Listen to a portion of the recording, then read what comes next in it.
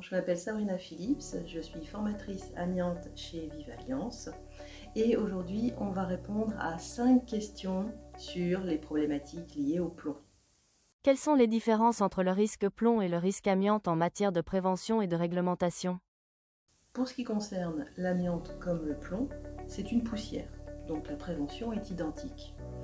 À savoir que l'amiante c'est cancérogène, le plomb est à la fois cancérogène, mutagène et reprotoxique. Ce sont tous les deux des agents CMR. Il va donc falloir prendre des précautions en termes de prévention, telles que des formations, des informations sur le risque, des notices de poste, des modes opératoires pour protéger les opérateurs quand ils vont intervenir sur les chantiers. Quels sont les métiers ou secteurs professionnels les plus exposés au risque plomb?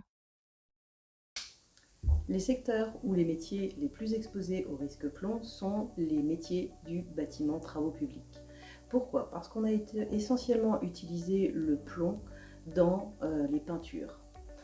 Alors, on l'a utilisé pour peindre des menuiseries, pour peindre des murs, et donc quand on se retrouve à faire de la rénovation, de la démolition ou du curage, le personnel est donc exposé à un risque plomb.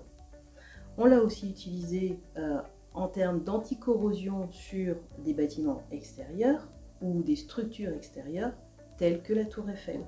Ce qui veut dire qu'à chaque fois qu'on est exposé à des travaux sur ce type de bâtiment, on est exposé à un risque plomb.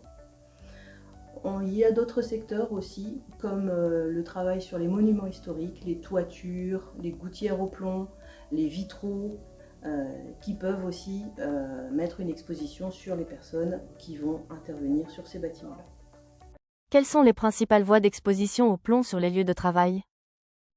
Alors, les principales voies d'exposition au plomb sur le lieu de travail sont les risques d'inhalation ou les risques d'ingestion. On le rappelle, le plomb, le risque, c'est sous forme de poussière. Quelles sont les obligations de l'employeur en matière de prévention du risque plomb? Il existe plusieurs obligations en matière de prévention concernant le risque plomb, notamment la surveillance médicale avec des prises de sang qui peuvent être faites avant, pendant ou après chantier. Cette surveillance médicale, c'est une surveillance médicale renforcée. N'oublions pas que le plomb est un agent CMR.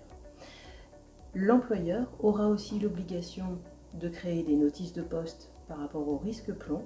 Il aura aussi l'obligation d'inscrire les expositions de ses opérateurs quand ils vont travailler sur un chantier de déplombage.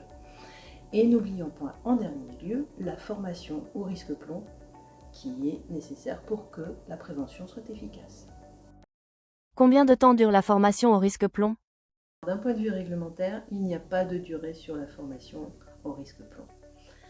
Néanmoins, selon les compétences à acquérir pour une bonne prévention des opérateurs sur chantier, Vivalliance estime que 2 jours sont nécessaires pour la prévention. Donc pour les opérateurs, on va envisager sur ces 2 jours une prévention au risque plomb. Alors avec une partie théorique, évidemment, puisqu'il y a de la réglementation, mais aussi une partie pratique, de manière à ce qu'ils puissent s'équiper et se décontaminer correctement. Voilà en quoi consistent ces 2 jours. Comme le plomb et l'amiante sont tous les deux des poussières, on estime aussi que pour ceux qui ont déjà suivi une formation amiante, on va pouvoir faire cette formation sur 1 jour puisqu'ils ont déjà les notions de port, d'équipement de protection respiratoire, décontamination, etc. En recyclage, on fera également une journée pour la prévention.